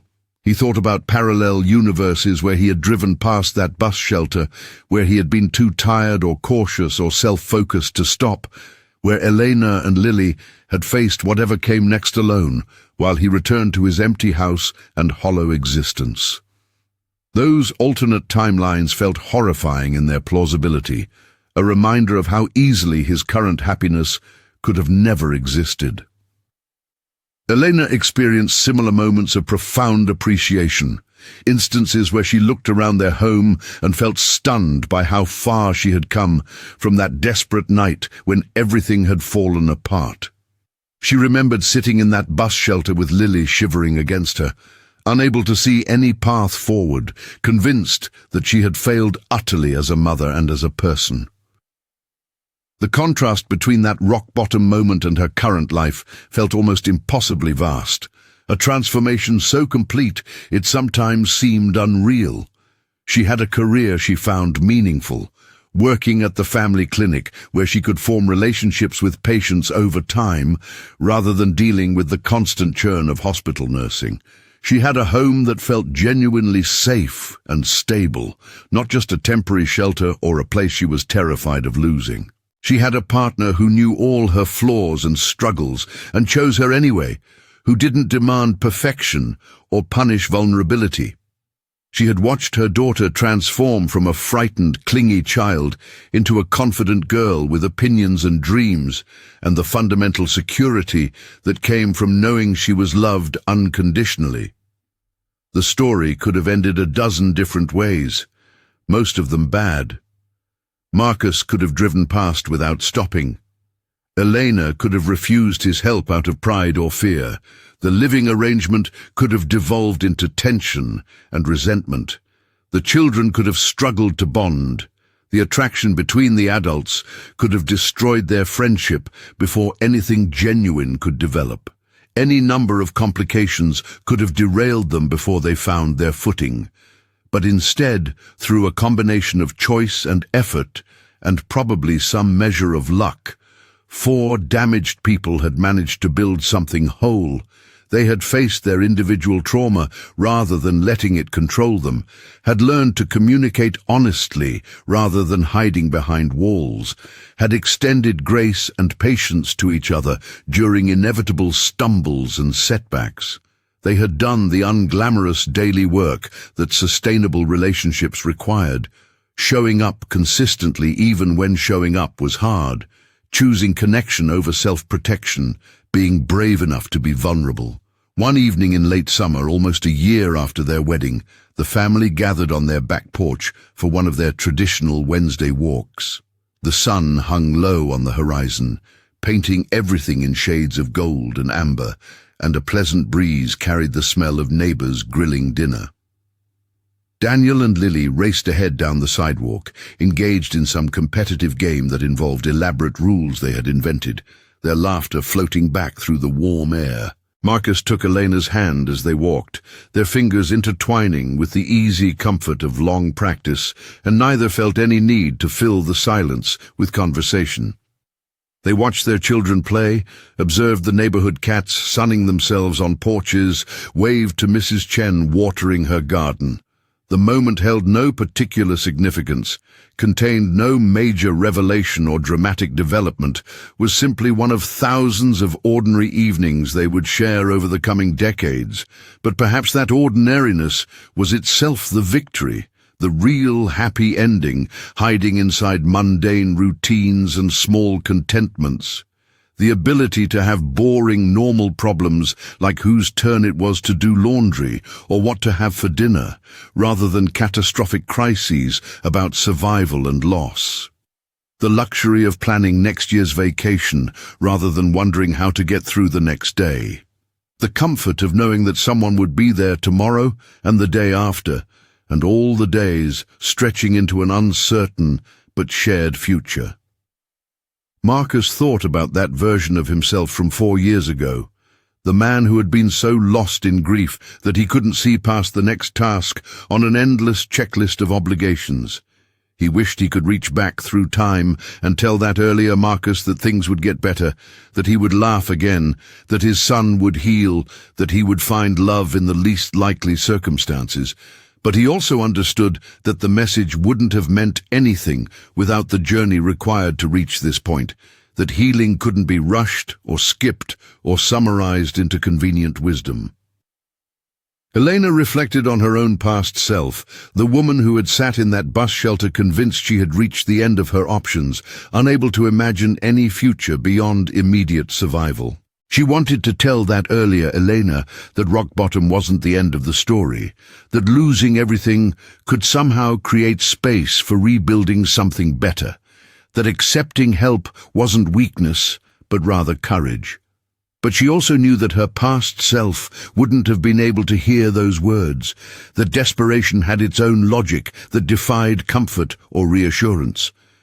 The truth was that both of them had needed to go through every painful step of the journey to reach this ordinary, beautiful evening. The grief and loss, the desperation and fear, the slow, awkward rebuilding, the tentative trust, the gradual healing, all of it had been necessary to create the people they had become and the family they had built. You couldn't skip the hard parts and still arrive at the same destination, couldn't bypass suffering and expect to emerge with the same depth of appreciation for simple joys. As the sun finally dipped below the horizon and the evening air began to cool, they called the children back and turned toward home. Daniel and Lily came running, breathless and grass-stained and happy, already arguing about tomorrow's plans. Marcus and Elena followed behind, still holding hands, walking slowly to extend the moment. Their small house came into view, lights glowing warm through the windows, looking exactly like what it was. A home rather than simply a structure, a place where people lived rather than merely existed. Later that night, after dinner had been eaten and cleaned up, after homework had been completed and teeth brushed, after bedtime stories had been read and final requests for water had been fulfilled, after the house had finally settled into nighttime quiet, Marcus and Elena made their way to their own bedroom. They got ready for bed with the comfortable efficiency of long practice, moving around each other in the small space with unconscious coordination. Elena sat on the edge of the bed, removing her earrings and placing them carefully in the small dish on her nightstand. Marcus emerged from the bathroom and paused in the doorway, looking at her. This woman who had stumbled into his life broken and desperate, and had somehow made him whole again. She glanced up and caught his gaze, saw something in his expression that made her smile.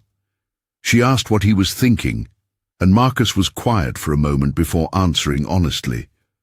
He said he was thinking about how easily things could have gone differently, how many small choices and random chances had needed to align perfectly to bring them here. How grateful he was that he had stopped that Tuesday night instead of driving past. Elena's eyes filled with tears, but she was smiling as she stood and crossed the room to wrap her arms around him. She told him that she thought about it too. Thought about it all the time, actually, about how that terrible night had somehow contained the seed of everything good that followed. She had been absolutely certain that her life was over in any meaningful sense, that she had failed completely and irretrievably, that the best she could hope for was minimal survival. She could never have imagined that the man who stopped to help would become her husband, that his son would become her son too, that they would build this family from wreckage. Marcus held her close, his chin resting on top of her head, breathing in the familiar scent of her hair and feeling her heart beating against his chest. He reflected that maybe that was the real lesson embedded in their story, that you never really knew when your life was about to change completely, that transformation could come from the most unlikely directions, that hope could appear when you had stopped looking for it entirely. The world was full of people sitting in their own versions of that bus shelter, convinced they had reached the end of their options, unable to see any path forward through their particular darkness. And the world was also full of people driving past in their own grief and exhaustion, too locked in their own pain to notice anyone else's suffering. The magic happened when someone chose to stop, when someone decided that their own struggle didn't exempt them from helping others going through similar battles, when someone was brave enough to extend a hand even when they felt empty themselves. Marcus had thought he was saving Elena that night, had framed the decision in his mind as an act of charity or kindness or basic human decency, But the truth was messier and more complicated and ultimately more beautiful than that simple narrative. They had saved each other, not through any single dramatic gesture, but through years of daily choices to show up, to try, to be patient with each other's healing, to build something intentional and sturdy from their combined wreckage. Their story wasn't unique in any cosmic sense. People fell in love after loss every day. Families were formed from choice rather than blood all the time. Single parents found partners who helped carry the burden constantly. But to them, living inside this particular story, with these particular people in this particular house, it felt like a miracle, like grace undeserved and unearned, but gratefully accepted. Elena pulled back slightly to look up at Marcus's face, her hand still resting on his chest where she could feel his heartbeat, steady and strong and alive. She told him seriously that she needed him to know something, that it was important he understood this clearly. She said that she hadn't been looking for rescue that night, hadn't been waiting for some hero to swoop in and fix her life. She had been prepared to figure things out on her own somehow, through sheer, stubborn determination if nothing else, because that was what she had always done. But what Marcus had offered wasn't rescue in some paternalistic sense, wasn't a transaction where she owed eternal gratitude for his charity. What he had offered was partnership, even before either of them understood that was what it would become. He had created space for her to rebuild herself, had provided stability without demanding gratitude, had treated her as an equal rather than a charity case. He had seen her at her absolute worst and hadn't judged, hadn't tried to fix her, had simply said, "You're going through something terrible, and I can help carry it for a while." Marcus felt his throat tighten with emotion as he absorbed her words, understanding that she was naming something important, that this distinction mattered in ways that went deeper than semantics. He told her that he understood, that he had never thought of her as someone who needed saving in any permanent sense, that he had always seen her strength even when she couldn't see it herself. And he needed her to understand that she had done the same for him, had seen something worth nurturing in a man who had been sleepwalking through life for years, had believed he could heal even when he didn't believe it himself. They stood together in their bedroom, holding each other in the soft lamplight, both of them thinking about how far they had traveled from those desperate versions of themselves. The journey hadn't been easy or quick or straightforward. There had been setbacks and struggles, mistakes and misunderstandings, moments when giving up seemed easier than continuing to fight. But they had kept showing up anyway, kept choosing each other through the hard parts, kept extending grace when it was needed most. Eventually they got into bed, turning off the light and settling into their usual positions, Eleanor curled against Marcus's side, with his arm around her shoulders. They lay in comfortable silence for a while, listening to the house settle around them, hearing the faint sound of Daniel's sleep-talking drifting from his room down the hall. These ordinary sounds of family and home, sounds that neither of them had thought they would hear again, sounds that represented everything they had built together. Marcus broke the silence to observe quietly that their life wasn't perfect, that they still had problems and struggles, and days when everything felt hard. Elena agreed readily, pointing out that they had bills to pay and careers to manage and children to raise and all the complications that came with those responsibilities. But the difference now was that they faced those challenges together, could divide the burden and provide support, and know that someone had their back when things got difficult. She added something else that made Marcus hold her tighter, explaining that she had spent so many years believing that needing people was a weakness, that independence meant never relying on anyone for anything, that strength was measured by how much you could carry alone. But Marcus had shown her that the opposite was true, that real strength meant being vulnerable enough to accept help, that connection and interdependence were sources of power rather than liabilities. Marcus acknowledged that he had learned the same lesson from the opposite direction, that he had spent years after his wife's death trying to be completely self-sufficient, convinced that needing anyone would make him weak or vulnerable in ways he couldn't afford. But Elena had taught him that closing yourself off from connection didn't protect you from pain. It just guaranteed you would face pain alone, that sharing burdens didn't make them heavier but actually made them more bearable. They drifted towards sleep gradually, their conversation trailing off into drowsy contentment, both of them secure in the knowledge that they would wake up tomorrow in this same bed, in this same house, surrounded by this same family they had built from broken pieces. The future stretched ahead, filled with unknowns and uncertainties, inevitable challenges and changes and losses that would test their commitment in ways they couldn't predict.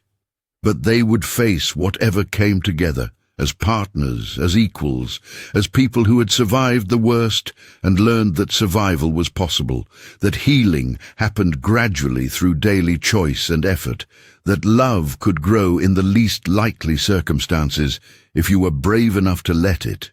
They had learned that being broken didn't mean being destroyed, that starting over was possible at any age, that family could be found or formed or chosen rather than simply inherited. Marcus's last conscious thought before sleep claimed him was a simple one, a recognition that his life had become something worth living again, rather than something to be endured. Elena's final thought mirrored his almost exactly. Gratitude for this ordinary, beautiful life that had seemed impossible just a few years ago, flooding through her as consciousness faded. The house settled into nighttime quiet, all four of its occupants sleeping peacefully under the same roof, safe and warm and home. Outside, the stars wheeled slowly across the sky, indifferent to human drama and struggles and small triumphs. But inside that modest rental house, in a quiet neighborhood in Bellingham, Washington, four people who might have been destroyed by their circumstances had instead been transformed, had found each other in the darkness, and built something luminous together. Their story would continue through all the ordinary days and extraordinary moments that constitute a life, through joys and sorrows, victories and defeats, good times and hard times. They would make mistakes and have regrets, would struggle and stumble, would face losses that would test everything they had built. But they would face it all together, choosing each other repeatedly through changing circumstances, weathering storms that would have broken them individually, but that they could withstand as a unit. Years later, when the children were grown and gone, and Marcus and Elena were old together, they would still sometimes talk about that Tuesday night in the rain, about the impossible series of chances and choices that had brought them together. They would marvel at how easily things could have gone differently, how many ways the story could have ended badly, how grateful they were that everything had worked out the way it did. They would acknowledge that they had been lucky, that timing and circumstance had played crucial roles, but they would also recognize that luck alone hadn't been enough. What had saved them both, what had allowed their survival to transform into genuine healing, and then into love, was the daily decision to show up for each other, to be patient with the messy process of recovery, to extend grace and compassion even when it was hard, to believe that something better was possible even when the evidence suggested otherwise. They had chosen hope when despair would have been easier, chosen connection when isolation would have been safer, chosen to risk their hearts again after loss had taught them exactly how much loving could hurt. And that choice, renewed daily through countless small acts of kindness and patience and love, had made all the difference. That was the real story, the one worth telling, the one that mattered.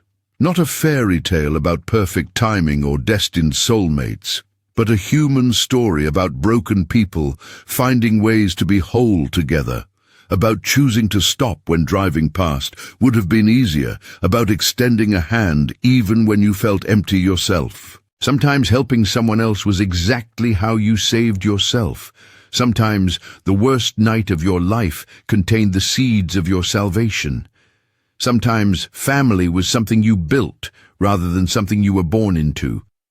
Sometimes love appeared in the least likely circumstances, emerging from desperation and rain and a split-second decision to stop instead of driving past. Their story was one of thousands like it happening all the time, ordinary miracles of human connection and resilience and grace unfolding in quiet neighborhoods and modest houses all across the world.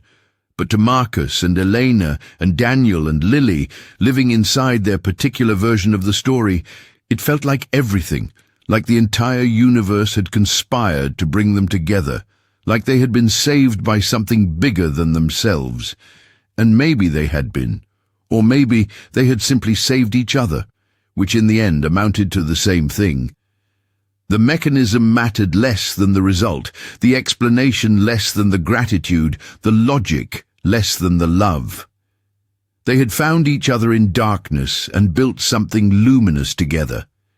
They had chosen hope when despair would have been easier. They had survived and then moved beyond survival into something that resembled joy. They had become a family, not through blood or obligation, but through daily choice and commitment and love. And that, finally, was everything that mattered. The years continued to pass in their steady progression, the seasons turning from one to the next with their familiar rhythms. Spring always brought rain and flowers bursting from soil that had looked dead during winter's grip. Summer arrived with heat and long evenings when the children played outside until darkness finally forced them indoors. Fall painted the world in amber and crimson, leaves crunching underfoot during their Wednesday walks. Winter settled in with cold and early darkness, the family drawing closer around the warmth of home. Through all these cycles, the family of four grew and changed and deepened their bonds. Daniel graduated from elementary school and started middle school, entering those awkward early teenage years with more grace than many of his peers, anchored by the stability that had allowed him to process his early trauma rather than being consumed by it. He developed interests in soccer and photography, spent hours composing shots with an old digital camera Marcus bought him at a garage sale, showed genuine talent for capturing moments that revealed something essential about his subjects. Lily followed her brother into middle school eventually, bringing her characteristic enthusiasm and energy to every new experience, joining the drama club and the choir and the student council, because she couldn't resist being involved in everything simultaneously. She maintained her close bond with Daniel, even as both children developed independent friend groups and interests, the sibling relationship they had formed remaining strong despite the natural evolution of their individual identities. Marcus advanced in his construction career, his combination of skill and reliability eventually earning him a position as a senior foreman overseeing larger projects. The increased income allowed them to finally move from the rental house into a modest home they actually owned, a small 3-bedroom place with a yard big enough for Elena's expanding garden and a basement workshop where Marcus could tinker with his own projects. The mortgage felt manageable rather than crushing, a debt taken on with confidence rather than desperation. Elena continued at the family clinic, building relationships with patients that spanned years, watching children grow from infancy into adolescence, helping families navigate medical crises and health concerns with the combination of clinical skill and genuine compassion that made her exceptional at her work. She found deep meaning in the continuity of care, in being present for people across the full spectrum of their lives, rather than seeing them only in moments of acute crisis. Their marriage deepened in the way that good marriages do, moving past the initial intensity of new love into something more sustainable and profound. They learned each other's patterns so thoroughly that they could often communicate without words, could read moods and needs from tiny signals invisible to outside observers. They still had disagreements and tensions, moments when they got on each other's nerves or disappointed each other or failed to meet the other's needs. But they had learned to navigate conflict with honesty and respect, to apologize sincerely when they screwed up, to forgive without keeping score. The difficult conversations that had felt so painful in their early years together became easier with practice, until talking about fears and needs and disappointments felt natural rather than terrifying. They built trust gradually through consistency, proving to each other repeatedly that they could weather storms together, that conflict didn't mean abandonment, that being vulnerable wouldn't be weaponized against them. They created new traditions as the children grew older, adapting their routines to accommodate changing needs and interests. Friday movie nights evolved to include increasingly sophisticated films as the kids matured. Sunday pancakes expanded to elaborate brunches that sometimes included friends or neighbors. Wednesday walks occasionally became hikes in the nearby mountains, family adventures that created shared memories and inside jokes. They celebrated milestones large and small, marking achievements and growth with appropriate recognition. Daniel's first camera show at a local gallery, displaying photographs that revealed his emerging artistic voice. Lily's lead role in the school musical, her voice ringing clear and confident across the auditorium. Elena's promotion to head nurse at the clinic, acknowledging her leadership skills alongside her clinical expertise.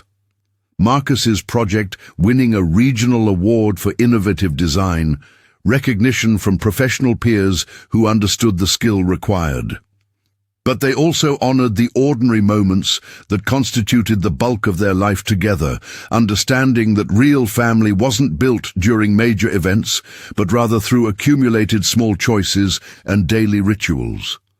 Making breakfast together on Saturday mornings, reading side by side in comfortable silence, helping with homework that increasingly challenged the adults' knowledge as the children advanced. Watching the same movies repeatedly because they had become touchstones, maintaining running jokes that made no sense to outsiders but sent them all into fits of laughter.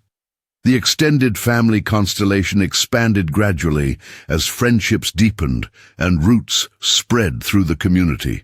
Mrs. Chen remained a beloved fixture in their lives, the grandmother figure who remembered every birthday and showed up for every important event, and always had cookies available for children who visited. Elena's colleagues from the clinic became close friends, relationships that extended beyond professional boundaries into genuine affection and support. Marcus's co-workers included several who became regular fixtures at family gatherings, men who had initially been work connections but evolved into chosen family. They weathered challenges that tested their family's strength without destroying it. A serious car accident when Lily was 13 left her with a broken leg and mild concussion, bringing back Elena's medical trauma and Marcus's fear of losing people he loved.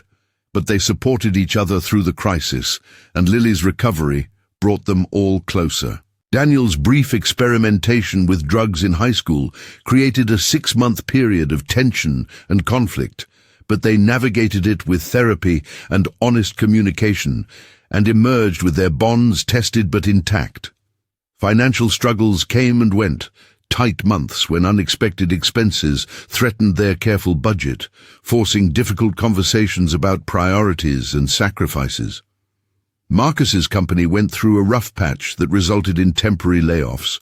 3 anxious months when he worked odd jobs while waiting to be called back, their savings depleting faster than comfortable while they tried to maintain normalcy for the children.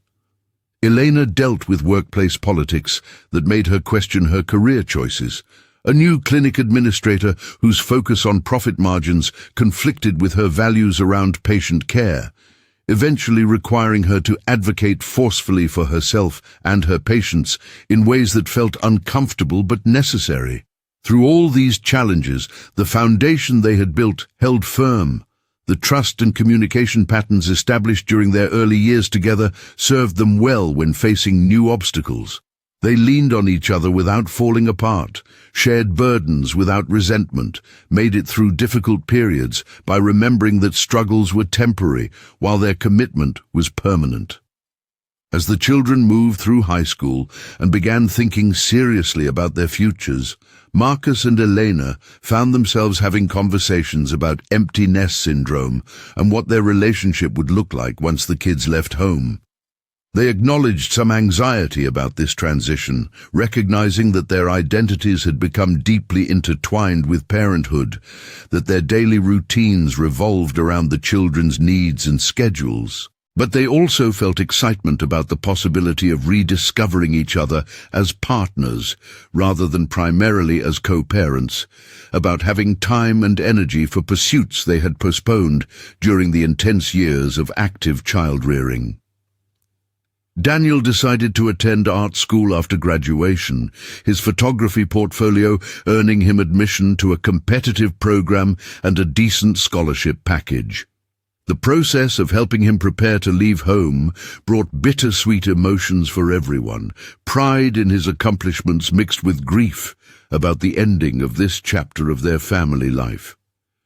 Marcus found himself getting unexpectedly emotional while helping Daniel pack, remembering the small grieving boy who had barely smiled after his mother's death, marveling at the confident young man he had become. Lily was still in high school during Daniel's first year away, and the house felt strange, with only 3 of them present during the week. But she thrived in her role as the sole child at home, enjoying the increased attention and developing closer individual relationships with both Marcus and Elena. She talked about her plans for college and career with confidence that suggested she believed fundamentally in her ability to achieve her dreams, a security that came directly from knowing she had people who believed in her unconditionally. The years kept passing, as years do, bringing change and constancy in equal measure. Daniel graduated from art school and began building a career as a photographer, taking on commercial work while continuing to pursue his artistic vision. Lily went off to college across the country, studying theatre with the same passionate intensity she brought to everything she attempted. The house grew quiet in ways that felt both lonely and peaceful, allowing Marcus and Elena to rediscover rhythms that had been submerged during the active parenting years. They traveled more, taking trips they had postponed while raising children, exploring national parks and visiting cities, and allowing themselves lazy days without structure or obligation. They renovated their house gradually, updating spaces to reflect their current needs rather than the requirements of active children. They invested time in hobbies and interests that had been sidelined, Marcus expanding his woodworking skills, and Elena returning to the painting she had loved before nursing school consumed her attention. Their marriage continued to evolve, entering a new phase that felt simultaneously familiar and novel.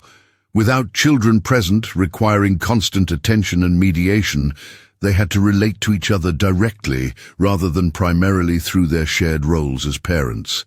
They rediscovered aspects of each other that had been obscured during the busy years, learned new things about their partner despite decades of intimacy, found ways to keep their relationship fresh and engaging rather than falling into comfortable ruts. They made it a point to maintain weekly date nights, simple outings to restaurants or movies or walks through their neighborhood, time dedicated specifically to their relationship as partners rather than as a parenting team. They talked about their dreams and fears, processed the changes happening in their bodies and minds as they aged, discussed the ways their perspectives and priorities had shifted over the years. As they moved into their 50s and then their 60s, Marcus and Elena found themselves reflecting more frequently on the journey that had brought them together, on the strange, circuitous path from that rainy Tuesday night to their current life of comfortable partnership. They had accumulated decades of shared experiences and inside jokes and memories that bound them together with cords stronger than any legal document or ceremonial vow. They had survived losses together, including Marcus's father passing away suddenly from a heart attack, and Elena's mentor from nursing school dying after a brief battle with aggressive cancer. They had celebrated victories together, witnessing both Daniel and Lily build meaningful careers and eventually start families of their own, becoming grandparents to children who called them grandpa and grandma without any qualifier or distinction based on biological connection. The grandchildren didn't know the complicated origin story, didn't understand that Daniel and Lily weren't biological siblings, or that Marcus and Elena had met when both families were essentially homeless and desperate. To them, this was just Grandpa and Grandma's house, a place of stability and warmth and unconditional acceptance, exactly the same as any other grandparent's home. And in all the ways that mattered, it was. On quiet evenings, when it was just the two of them, in their now spacious house with its empty bedrooms and accumulating photographs documenting decades of family life, Marcus and Eleanor would sit together on their porch, as they had done for years, drinking tea and watching the sunset and talking about everything and nothing. Sometimes they talked about their children and grandchildren, expressing pride and occasional concern about the choices their kids were making and the lives they were building. Sometimes they discussed practical matters, home repairs needed, or financial planning for retirement or health concerns that increased with age, but often, especially on anniversary dates or birthdays or holidays that prompted reflection, they found themselves returning to that origin story, that Tuesday night in the rain that had changed everything. They marveled at the improbability of it all, at how many small choices and random chances had needed to align for their paths to cross at precisely the right moment. They acknowledged how easily things could have gone differently, how Marcus could have driven past without stopping, how Elena could have refused his help, how any number of complications could have derailed them before they found their footing. Marcus would often observe that stopping that night was the single best decision he ever made, that picking up a desperate stranger and her child had ultimately saved his life just as much as it had saved theirs. Elena would point out that accepting his help despite every instinct screaming at her to refuse was equally crucial, that learning to be vulnerable and accept support had been necessary for her healing. They understood now, in ways they couldn't have articulated at the time, that their recovery had been deeply intertwined from the beginning, that neither could have healed the way they did without the other's presence and support. Marcus had needed someone to care for, someone whose desperate need pulled him out of his own self-absorbed grief and forced him to engage with life again. Elena had needed the stability and patience Marcus offered, the space to rebuild herself without pressure or judgment or any expectation that she perform gratitude for basic human decency. They had saved each other not through any dramatic single gesture, but through years of daily choices to show up, to extend grace, to believe in the possibility of healing even when evidence suggested otherwise. They had learned to communicate honestly about their needs and fears, to fight fairly when conflicts arose, to apologize sincerely when they hurt each other, to forgive without keeping score. They had discovered that love after loss meant choosing vulnerability despite knowing exactly how much it could hurt, meant risking everything again after previous losses had taught them that nothing was guaranteed. As they grew older together, accumulating wrinkles and grey hair and the physical limitations that came with aging bodies, they felt grateful for every ordinary day, for every mundane conversation, for every shared meal and quiet evening and comfortable silence. They had learned that happiness wasn't found in dramatic gestures or perfect moments, but rather in accumulated small contentments, in the simple joy of waking up next to someone you trusted completely, in knowing that someone had your back through whatever challenges life presented. Their story wasn't remarkable in any objective sense. People rebuilt their lives after disasters all the time, found love in unexpected places constantly, formed families from choice rather than blood frequently. But to Marcus and Elena, living inside their particular version of the story, with their particular people in their particular circumstances, It felt miraculous, like they had been given a second chance at happiness they didn't deserve, but gratefully accepted. They understood that their happy ending wasn't really an ending at all, but rather a continuing present, a life being lived day by day, with all its imperfections and complications and unexpected joys. They had learned that sustainable happiness wasn't about finding perfect circumstances, but rather about choosing to engage fully with imperfect ones, about showing up consistently even when it was hard, about extending grace and compassion to yourself and others, about believing that better things were possible even when current evidence suggested otherwise.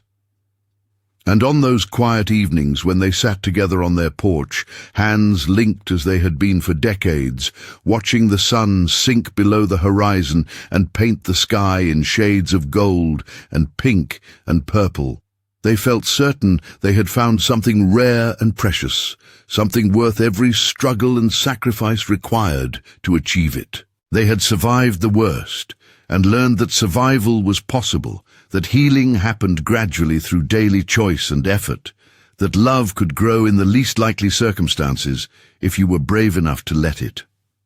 Their story, in the end, was about hope appearing when you had stopped looking for it, about help arriving from unexpected directions, about broken people finding ways to be whole together.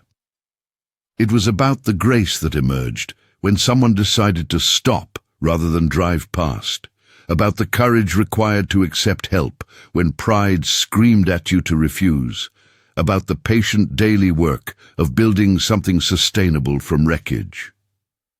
It was about choosing connection over isolation, vulnerability over self-protection, hope over despair, love over fear. It was about showing up for each other through the mundane struggles and small victories that constituted a life, about being patient with the messy process of healing, about believing in the possibility of transformation even when circumstances suggested it was impossible. Most of all, it was about understanding that sometimes helping someone else was exactly how you saved yourself, that the worst night of your life could contain seeds of your salvation, that family could be found or formed or chosen rather than simply inherited, that it was never too late to begin again. Marcus and Eleanor had lived that truth, had proven through decades of daily choices that recovery was possible, that second chances existed, that broken didn't mean beyond repair. They had built a family from wreckage, had chosen each other repeatedly through changing circumstances, had weathered every storm by facing it together. And sitting on their porch in the gathering darkness, hands linked as they watched the stars begin to appear overhead. They felt grateful for every moment of the improbable, beautiful, ordinary life they had created together. Grateful for that rainy Tuesday night that changed everything. Grateful for the courage to stop, and the courage to accept help, and the courage to build something new from the ruins of what they had lost. Their story would eventually end, as all stories must, but not yet. Not tonight. Tonight they were simply here together, present in this moment, alive and grateful and home. And that was everything. That was more than enough. That was, in fact, exactly right.